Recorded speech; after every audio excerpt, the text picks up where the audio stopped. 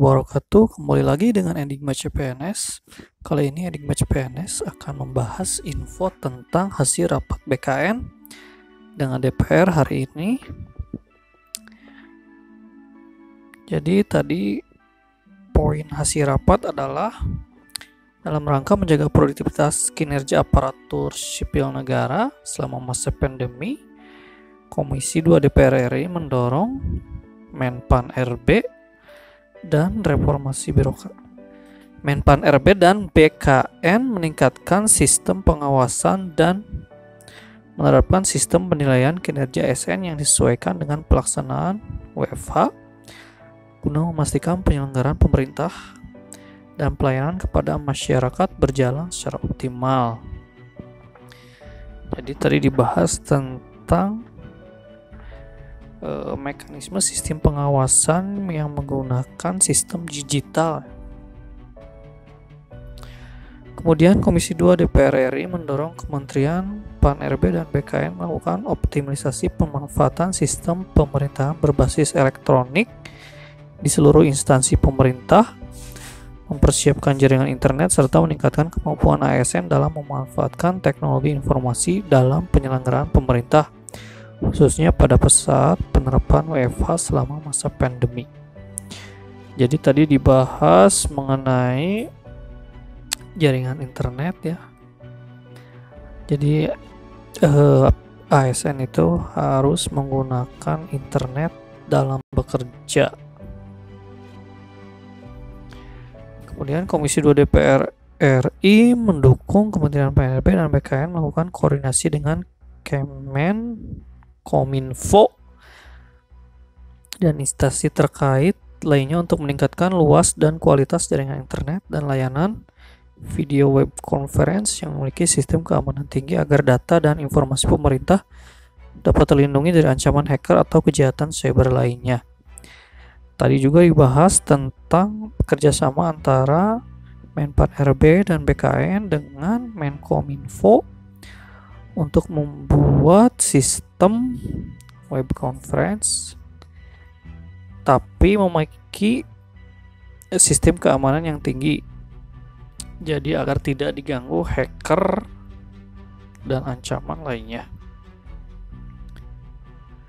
Kemudian ya, poin keempat, sebanyak 51.293 orang tenaga honorer kategori 2 yang telah lulus dalam seleksi P3K tahun 2019 kemarin, Komisi 2 DPR RI mendesak pemerintah untuk segera menerbitkan peraturan presiden tentang gaji dan tunjangan P3K agar proses pengangkatan dan penggajian dapat dilakukan sesuai dengan peraturan yang berlaku. Jadi Komisi 2 DPR RI mendesak pemerintah untuk segera mengangkat dan melakukan penggajian sesuai dengan peraturan yang berlaku. Poin kelimanya dalam rangka mewujudkan birokrasi yang bersih, efektif, dan efisien dengan berlandaskan sistem merit.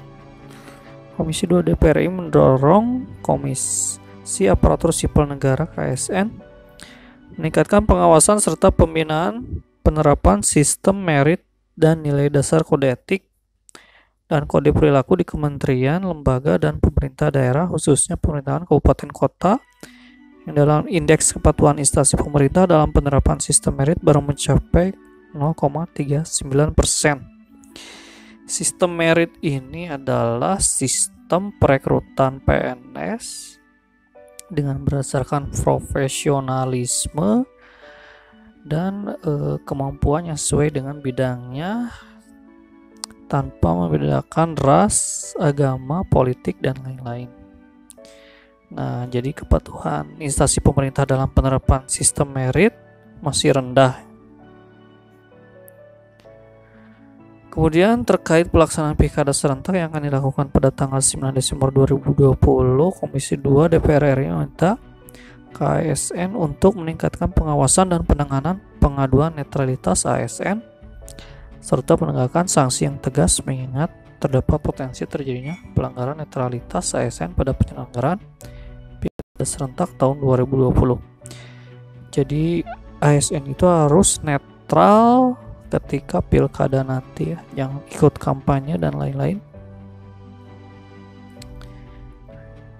Nah, jadi ini human capital management strateginya terdiri dari perencanaan, perekrutan, pengembangan kompetensi, penilaian kinerja dan penghargaan, pengembangan karir, dan kesejahteraan. Jadi perencanaan ASN seluruh instansi harus didasarkan pada arah pembangunan nasional. Perekrutannya harus berdasarkan CAT dengan hasil real time serta seleksi terbuka bagi JPT. Kemudian pengembangan potensinya berdasarkan standar kompetensi jabatan, melaksanakan kebijakan diklat.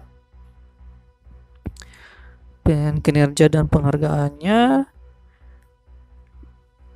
jadi harus talentanya harus dipetakan, remunerasi dan penghargaannya harus sesuai, pengembangan karirnya harus berbasis sistem merit dengan memperhatikan kebutuhan nasional berdasarkan manajemen talent. Tentang reformasi kebijakan gaji, tunjangan dan fasilitas ASN serta sistem pensiun dan jaminan hari tua. Tadi dibahas yang tadinya pensiunan itu 75% dari gaji, nantinya 75% itu akan dihitung dari take home pay. Jadi take home pay tersebut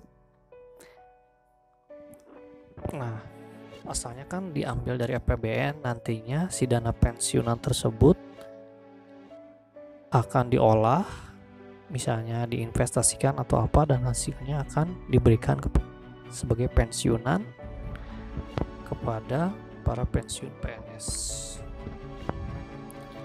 Oke, sekian dulu info kali ini, semoga bermanfaat. Jangan lupa untuk klik like dan share, dan jangan lupa pula untuk subscribe bagi yang belum subscribe. Akhir kata, wassalamualaikum warahmatullahi wabarakatuh.